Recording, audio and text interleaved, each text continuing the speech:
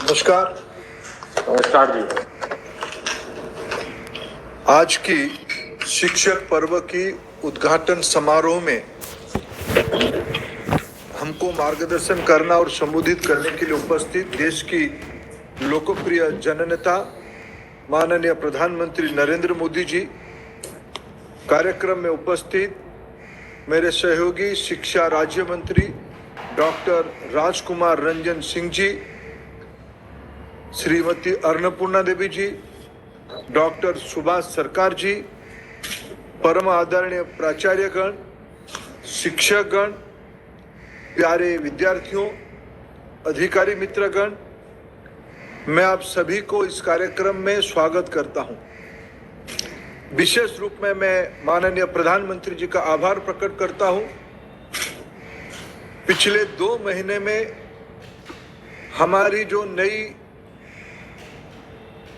Team आपकी निर्देश में बनी है, उस 2 महीने में हमारा ये अनुभव आया और उसमें से आपने एक बड़ा संदेश देश को दिया है। ये तीसरे कार्यक्रम आप निरंतर शिक्षा विभाग में स्वयं मार्गदर्शन करने के लिए, ये सिर्फ मार्गदर्शन नहीं है, ये प्रमाणित करती है देश की शिक्षा व्यवस्था, देश की आत्मा के ऊपर आपकी लगाव कितना है, आपकी प्रतिबद्धता कितनी है और आपकी कल्पना क्या है देश की नई पीढ़ी को तैयार करने के लिए।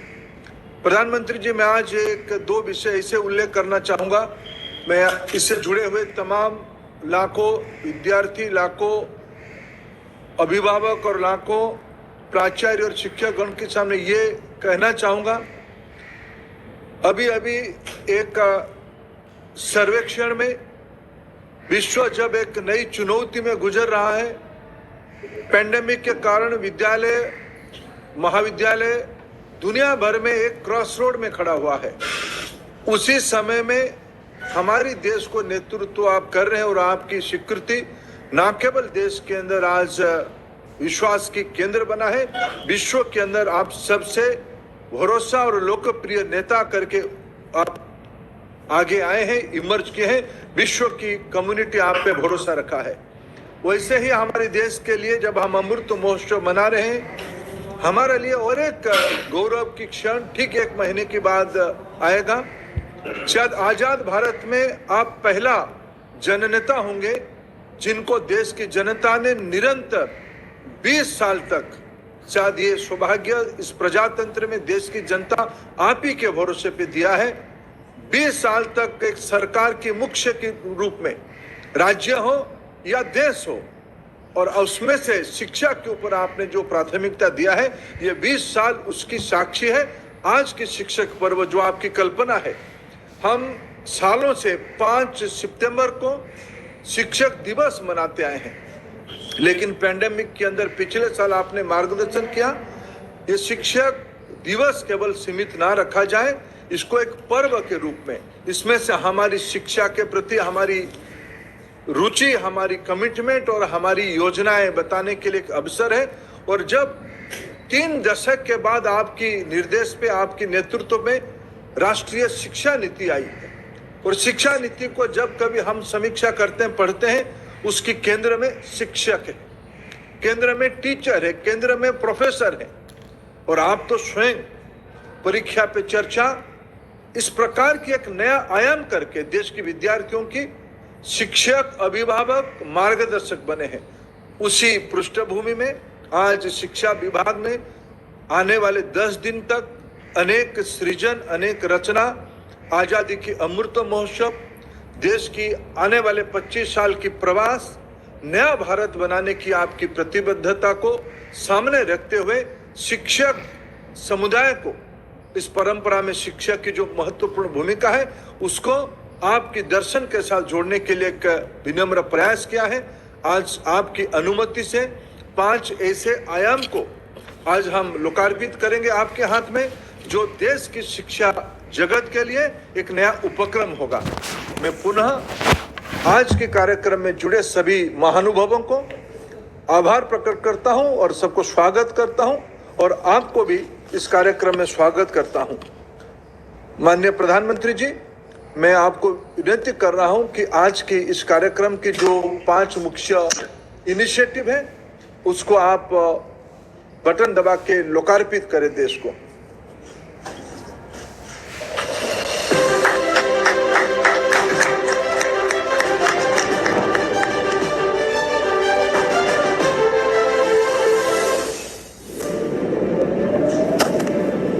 बड़े और दूरगामी लक्ष्य हासिल करने के लिए दृढ़ निश्चय की नई मशाल लेकर बिना थके, बिना रुके अनवरत चलना पड़ता है। प्रधानमंत्री नरेंद्र मोदी की विजनरी लीडरशिप में शुरू हुई नई शिक्षा नीति पिछले 1 साल में अपनी विभिन्न पहलों द्वारा शिक्षा और सीखने का बदल रही है स्वरूप। आज इसी श्रृंखला में इससे जुड़ने जा रही है 5 और महत्वपूर्ण पहल।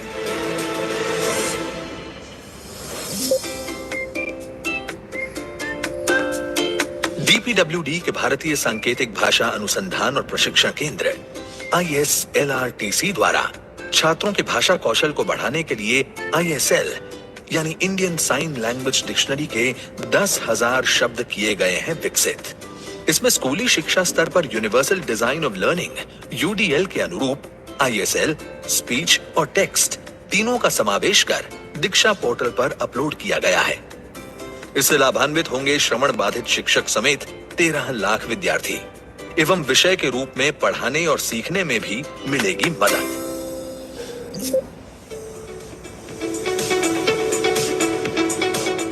नई शिक्षा नीति में नेत्रहीन छात्रों के लिए सभी NCERT के पाठ्य पुस्तकों के EPUB संस्करण को टेक्स्ट टू स्पीच के बनाया गया है अनुकूल।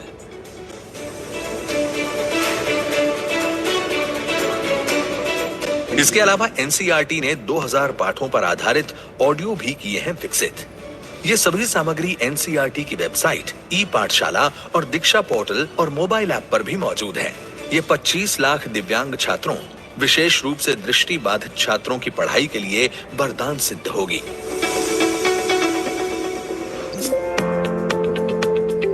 NCERT द्वारा शिक्षकों के फाउंडेशन लिटरेसी और न्यूमरेसी FLN के लिए खेल, गीत, शिल्प एक्टिविटी और खिलौने आधारित सीखने की प्रक्रिया पर विशेष प्रशिक्षण कोर्स किया गया है विकसित। निष्ठा 3.0 प्रशिक्षण दीक्षा प्लेटफॉर्म पर ऑनलाइन किया जाएगा आयोजित।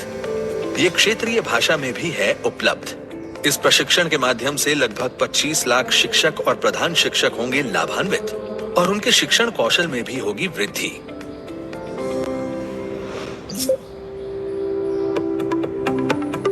विद्यांजलि पोर्टल समुदाय स्वयं सेवकों को उनकी पसंद के सरकारी और सरकारी सहायता प्राप्त स्कूलों से सीधे जुड़कर योगदान करने में सक्षम बनाएगा। इसमें कोई भी सेवारत और सेवानिवृत्त शिक्षक, सरकारी, अर्ध सरकारी, अधिकारी, गृहिणी और कोई अन्य साक्षर व्यक्ति स्वेच्छा से कर सकता है योगदान।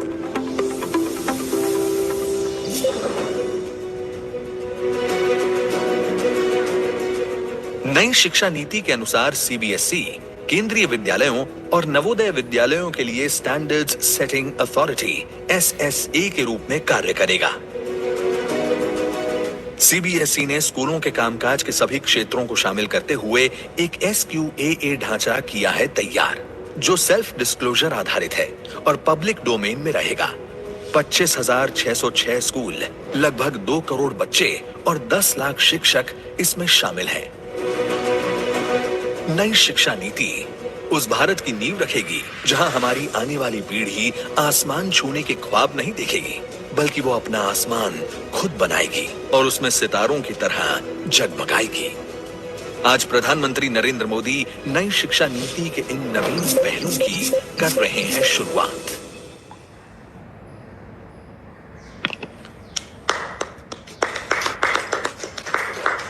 माननीय प्रधानमंत्री जी को विनम्र निवेदन करता हूं, अभी हम सभी को संबोधित करें।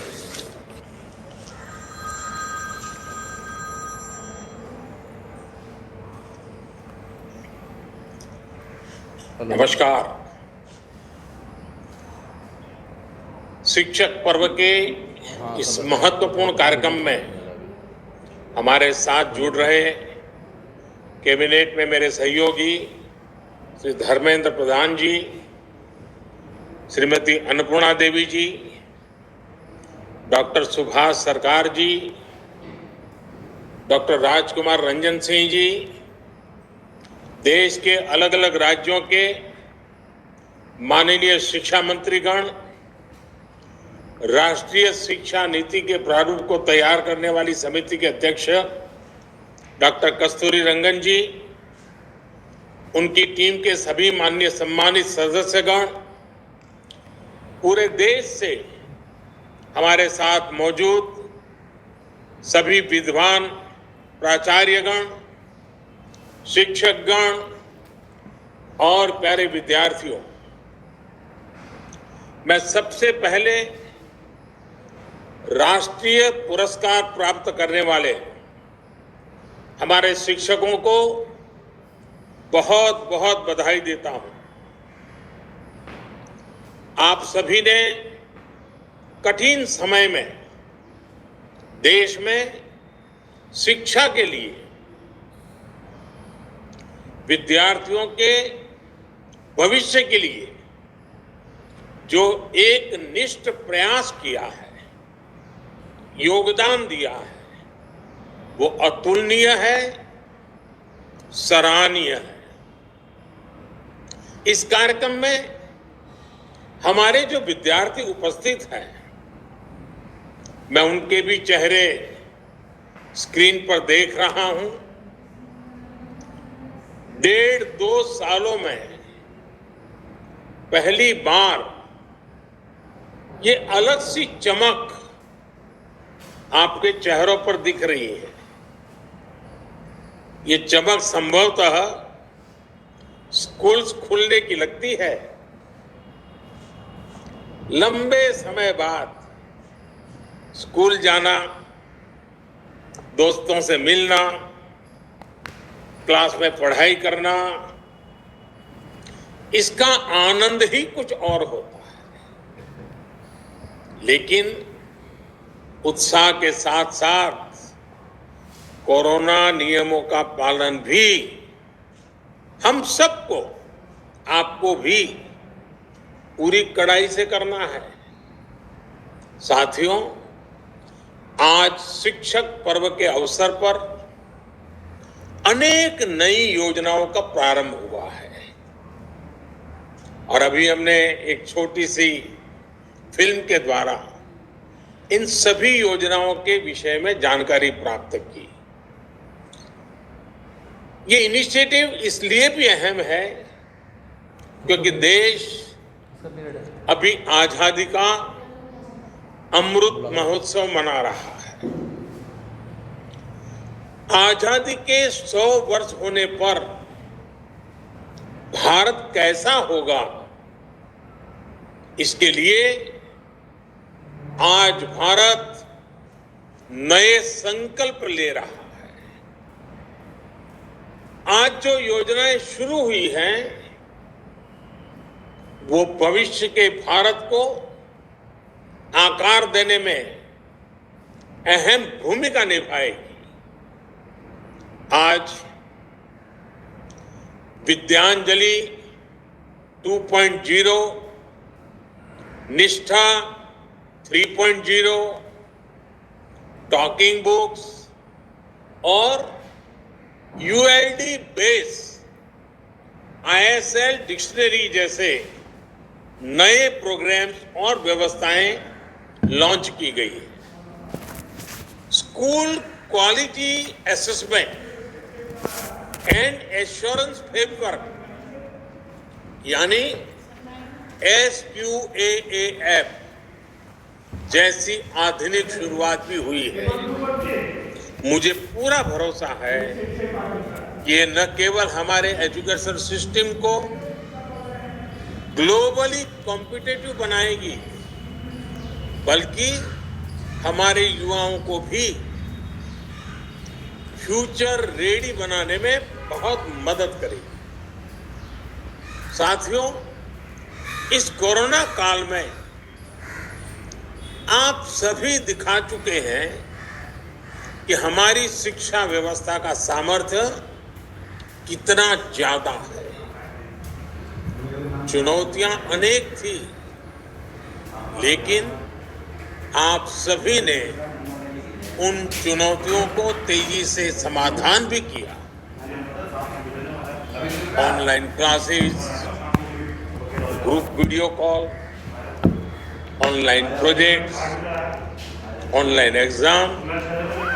पहले ऐसे शब्द भी बहुत लोगों ने सुने ही नहीं थे, लेकिन हमारे टीचर्स ने, पेरेंट्स ने, हमारे युवाओं ने इन्हें सहजता से दैनिक जीवन का हिस्सा बना दिया।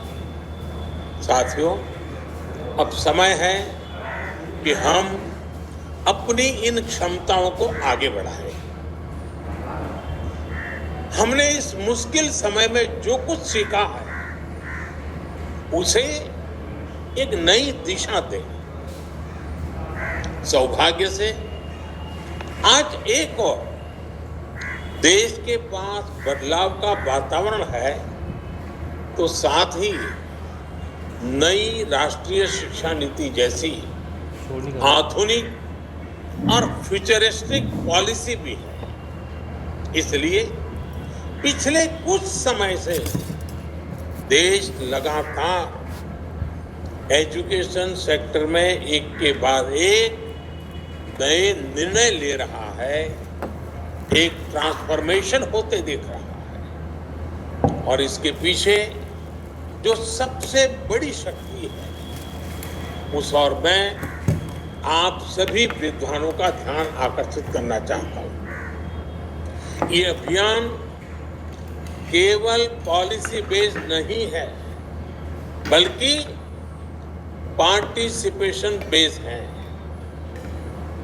एनईपी के फॉर्मुलेशन से लेकर इम्प्लीमेंटेशन तक हर स्तर पर एकेडमिशियंस का, एक्सपर्ट्स का, टीचर्स का, सबका योगदान रहा है। आप सभी इसके लिए प्रशंसा के पात्र हैं। अब हमें इस भागीदारी को एक नए स्तर तक लेकर जाना है। हमें इसमें समाज को भी जोड़ना है। साथियों, हमारे यहाँ कहा गया है, द्वये कृते वर्धते एव नित्यम विद्या धनम सर्वधन प्रधानम। अर्थात विद्या सभी संपदाओं में, सभी संपत्तियों में सबसे बड़ी संपत्ति है, क्योंकि विद्या ही ऐसा धन है जो दूसरों को देने से, दान करने से बढ़ती है। विद्या का दान शिक्षा देने वाले के जीवन में भी बहुत बड़ा परिवर्तन लाता है। इस कार्यक्रम में जुड़े आप सभी शिक्षकों ने भी हृदय से ये महसूस किया हो। किसी को कुछ नया सिखा देने का जो सुख और संतोष होता है वो अलग ही होता है। विद्यांजलि 2.0 इसी पुरातन परंपरा को अब एक नए कलेवर में मजबूत करेगी। देश ने सबका साथ, सबका विकास, सबका विश्वास के साथ सबका प्रयास का जो संकल्प लिया है, विद्यांजलि 2.0 उसके लिए एक बहुत ही जीवंत प्लेटफॉर्म की तरह है, वाइब्रेंट प्लेटफॉर्म की तरह है। इसमें हमारे समाज को, हमारे प्राइवेट सेक्टर को आगे आना है और सरकारी स्कूलों में शिक्षा की गुणवत्ता बढ़ाने में अपना योगदान देना है। साथियों, अनादिकाल से भारत में समाज की सामूहिक शक्ति पर भरोसा किया गया है। ये अरसे तक हमारी सामाजिक परंपरा का हिस्सा रहा है। जब समाज मिलकर कुछ करता है तो इच्छित परिणाम अवश्य मिलते हैं। और आपने ये देखा होगा और देखा है कि बीते कुछ वर्षों में जन भागीदारी अब फिर भारत का नेशनल कैरेक्टर बनता जा रहा है। पिछले 6-7 वर्षों में जन भागीदारी की ताकत से भारत में ऐसे ऐसे कार्य हुए हैं जिनकी कोई कल्पना भी नहीं कर सकता था। चाहे स्वच्छता आंदोलन हो, गिव इट अप की स्पिरिट से हर गरीब के घर में गैस का कनेक्शन पहुंचाना हो, गरीबों को डिजिटल लेन देन सिखाना हो, हर क्षेत्र में भारत की प्रगति ने जन भागीदार से ऊर्जा पाई है। अब विद्यांजलि भी इसी कड़ी में एक सुनहरा अध्याय बनने जा रही है। विद्यांजलि देश के हर नागरिक के लिए आह्वान है कि वो इसमें भागीदार बने, देश के भविष्य को गढ़ने में अपनी सक्रिय भूमिका निभाएं, 2 कदम आगे आए। आप एक इंजीनियर हो सकते हैं, एक डॉक्टर हो सकते हैं, एक रिसर्च साइंटिस्ट हो सकते हैं, आप कहीं आईएएस ऑफिसर बन करके कहीं कलेक्टर के रूप में कहीं काम करते हो, फिर भी आप किसी स्कूल में जाकर बच्चों को कितना कुछ सिखा सकते हैं। आपके जरिए उन बच्चों को जो सीखने को मिलेगा, उससे उनके सपनों को नई दिशा मिल सकती है। आप और हम ऐसे कितने ही लोगों के बारे में जानते हैं जो ऐसा कर भी रहे हैं। कोई बैंक का रिटायर्ड मैनेजर है, लेकिन उत्तराखंड में दूर दराज पहाड़ी क्षेत्रों के स्कूलों में बच्चों को पढ़ा रहा है निवृत्ति के बाद। कोई मेडिकल फील्ड से जुड़ा है, लेकिन गरीब बच्चों को ऑनलाइन क्लासेस दे रहा है, उनके लिए संसाधन उपलब्ध करवा रहा है। यानी आप चाहे समाज में किसी भी भूमिका में हो, सफलता की किसी भी सीढ़ी पर हो, युवाओं के भविष्य निर्माण में आपकी भूमिका भी है और भागीदारी भी है। अभी हाल ही में संपन्न हुए टोक्यो ओलंपिक और पैरा ओलंपिक में हमारे खिलाड़ियों ने शानदार प्रदर्शन किया है। हमारे युवा इनसे कितना प्रेरित हुए हैं। मैंने अपने खिलाड़ियों से अनुरोध किया है कि आजादी के अमृत महोत्सव के अवसर पर हर खिलाड़ी कम से कम 75 स्कूलों में जाएं। मुझे खुशी है कि इन खिलाड़ियों ने मेरी बात को स्वीकार किया है और मैं सभी माननीय शिक्षकगण से कहूंगा, आचार्यगण से कहूंगा कि आप अपने इलाके में इन खिलाड़ियों से संपर्क कीजिए, उनको अपने स्कूल में बुलाइए, बच्चों के साथ उनका संवाद करवाइए। देखिए, इससे हमारे स्टूडेंट्स को कितनी प्रेरणा मिलेगी, कितने प्रतिभावान स्टूडेंट्स को खेलों में आगे जाने का हौसला मिलेगा।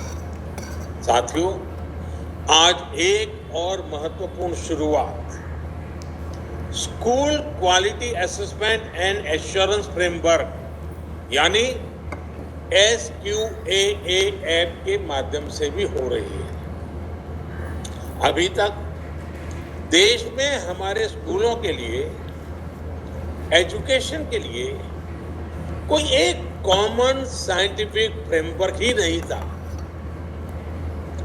कॉमन फ्रेमवर्क के बिना शिक्षा के सभी पहलुओं जैसे कि curriculum, pedagogy, assessment, infrastructure, inclusive practices और गवर्नेंस प्रोसेसेस, इन सभी के लिए स्टैंडर्ड बनाना मुश्किल होता था।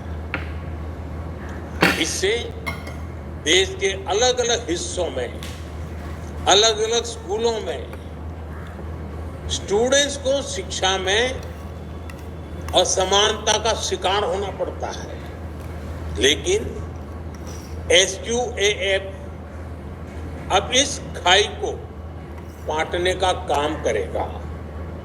इसकी सबसे बड़ी खूबी है, इस फ्रेमवर्क में अपनी जरूरत के हिसाब से बदलाव करने की फ्लेक्सिबिलिटी भी राज्य के पास होगी। स्कूल्स भी इसके आधार पर अपना मूल्यांकन खुद ही कर सकेंगे।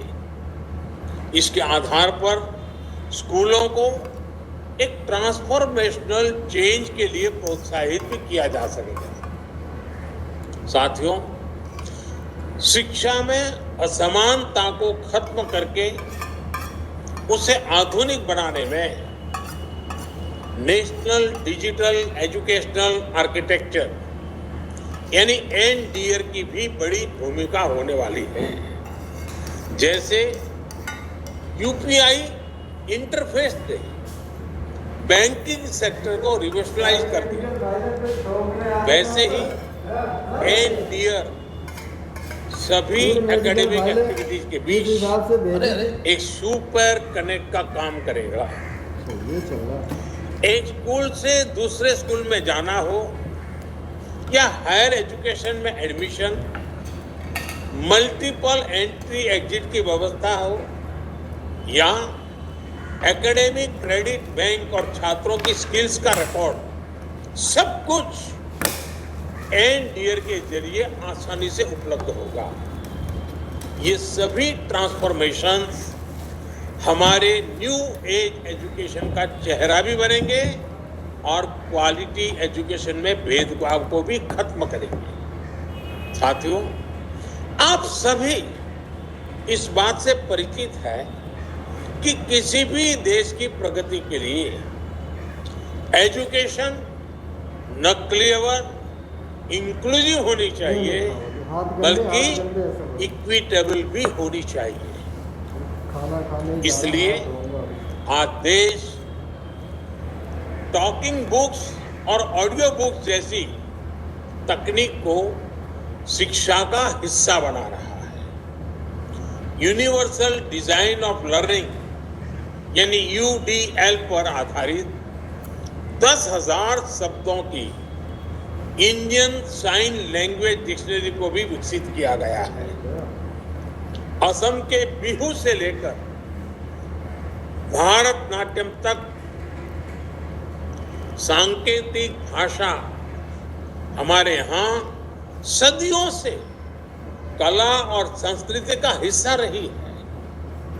अब देश पहली बार साइन लैंग्वेज को एक सब्जेक्ट के रूप में पाठ्यक्रम का हिस्सा बना रहा है, ताकि जिन मासूम बच्चों को इसकी विशेष जरूरत है वो किसी से पीछे न रह जाए। ये तकनीक दिव्यांग युवाओं के लिए भी एक नई दुनिया का निर्माण करेगी। इसी तरह निपुण भारत अभियान में 3 वर्ष से 8 साल तक के बच्चों के लिए foundational literacy and numeracy mission launch किया गया है। 3 साल के उम्र से ही सभी बच्चे अनिवार्यतः प्री स्कूल शिक्षा प्राप्त करें, इस दिशा में जरूरी कदम उठाए जाएंगे। इन सभी प्रयासों को हमें काफी आगे तक लेकर जाना है और इसमें आप सभी की, विशेष करके हमारे शिक्षक मित्रों की भूमिका बहुत बड़ी महत्वपूर्ण है। साथियों, हमारे शास्त्रों में कहा गया है, दृष्टांतो नैव दृष्टा त्रिभुवन जठरे सद्गुरोः ज्ञानदाता, अर्थात पूरे ब्रह्मांड में गुरु की कोई उपमा नहीं होती, कोई बराबरी नहीं होती। जो काम गुरु कर सकता है वो कोई नहीं कर सकता। इसलिए आज देश अपने युवाओं के लिए शिक्षा से जुड़े जो भी प्रयास कर रहा है उसकी बागडोर हमारे इन शिक्षक भाई बहनों के ही हाथों में है। लेकिन तेजी से बदलते इस दौर में हमारे शिक्षकों को भी नई व्यवस्थाओं और तकनीकों के बारे में तेजी से सीखना होता है। निष्ठा ट्रेनिंग प्रोग्राम से इस ट्रेनिंग प्रोग्राम के लिए का एक अच्छा सा निष्ठा आपके सामने अभी प्रस्तुत किया गया। इस निष्ठा ट्रेनिंग प्रोग्राम के जरिए देश अपने टीचर्स को इन्हीं बदलावों के लिए तैयार कर रहा है। निष्ठा 3.0 अब इस दिशा में एक और अगला कदम है और मैं इसे बहुत महत्वपूर्ण कदम मानता हूं। हमारे टीचर्स जब competency based teaching, art integration, high order thinking और क्रिएटिव एंड क्रिटिकल थिंकिंग जैसे नए तौर तरीकों से परिचित होंगे तो भविष्य के लिए युवाओं को और सहजता से गढ़ पाएंगे। साथियों, भारत के शिक्षकों में किसी भी ग्लोबल स्टैंडर्ड पर खरा उतरने की क्षमता तो है ही, साथ ही उनके पास अपनी विशेष पूंजी भी। उनकी विशेष पूंजी, ये विशेष ताकत है उनके भीतर के भारतीय संस्कार। और मैं आपको मेरे 2 अनुभव बताना चाहता हूँ। मैं प्रधानमंत्री बनकर के जब पहली बार भूटान गया तो वहाँ का राज परिवार हो, वहाँ के शासकीय व्यवस्था के लोग हो, बड़े गर्व से कहते थे कि पहले हमारे यहाँ करीब करीब सभी टीचर्स भारत से आते थे और यहाँ के दूर सुदूर इलाकों में पैदल जाकर के पढ़ाते थे। और जब ये शिक्षकों की बात करते थे, भूटान का राज परिवार हो या वहाँ के शासक, बड़ा गर्व अनुभव करते, उनकी आंखों में चमक नजर आती थी। वैसे ही जब मैं सऊदी अरेबिया गया और सऊदी अरेबिया के किंग से जब बात कर रहा था तो वो इतने गौरव से मुझे उल्लेख कर रहे थे कि मुझे भारत के शिक्षक ने पढ़ाया है, मेरा शिक्षक भारत का था। अब देखिए, शिक्षक के प्रति कोई भी व्यक्ति कहीं पर भी पहुंचे उसके मन में क्या भाव होता है। साथियों, हमारे शिक्षक अपने काम को केवल एक पेशा नहीं मानते, उनके लिए पढ़ाना एक मानवीय संवेदना है, एक पवित्र और नैतिक कर्तव्य है।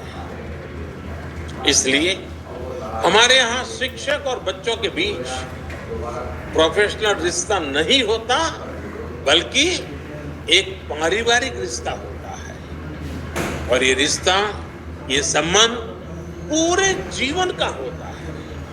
इसलिए भारत के शिक्षक दुनिया में जहां भी कहीं जाते हैं अपनी एक अलग छाप छोड़ते हैं। इस वजह से आज भारत के युवाओं के लिए दुनिया में अपार संभावनाएं भी हैं। हमें आधुनिक एजुकेशन इकोसिस्टम के हिसाब से खुद तैयार करना है और इन संभावनाओं को अवसरों में बदलना भी है। इसके लिए हमें लगातार इनोवेशन करते रहना होगा। हमें टीचिंग लर्निंग प्रोसेस को लगातार रीडिफाइन और रीडिजाइन करते रहना होगा। जो स्पिरिट आपने अभी तक दिखाई है उससे हमें अब और ऊंचाई देनी होगी और हौसला देना होगा। मुझे बताया गया है कि शिक्षक पर्व के इस अवसर पर आप आज से 17 सितंबर तक, 17 सितंबर हमारे देश में विश्वकर्मा जयंती के रूप में मनाया जाता है। ये विश्वकर्मा अपने आप में निर्माता है, सृजनहार है। तो 7 तारीख से 17 तारीख तक अलग अलग विषयों पर वर्कशॉप, सेमिनार आयोजित कर रहे हैं। ये आपने अपने आप में एक सराहनीय प्रयास है। देश भर के इतने टीचर्स, एक्सपर्ट्स और पॉलिसी मेकर्स जब एक साथ मंथन करेंगे तो इससे विचारों का एक नया अमृत निकलेगा। और आजादी के अमृत महोत्सव में इस अमृत की अहमियत और ज्यादा है। आपके इन सामूहिक मंथन से राष्ट्रीय शिक्षा नीति को सफलतापूर्वक लागू करने में भी काफी मदद मिलेगी।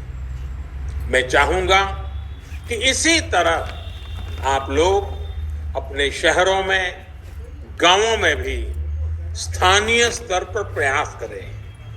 मुझे विश्वास है कि इस दिशा में सबके प्रयास से देश के संकल्पों को नई गति मिलेगी। अमृत महोत्सव में देश ने जो लक्ष्य तय किए उन्हें हम सब मिलकर हासिल करेंगे। इन्हीं शुभकामनाओं के साथ आप सभी का बहुत बहुत धन्यवाद और बहुत बहुत शुभकामनाएं। मैं इस कार्यक्रम में माननीय प्रधानमंत्री जी का गरिमामय मार्गदर्शन के लिए, सारगर्भक दिशा दर्शन के लिए विभाग की ओर से, देश की ओर से आभार प्रकट करता हूं। धन्यवाद।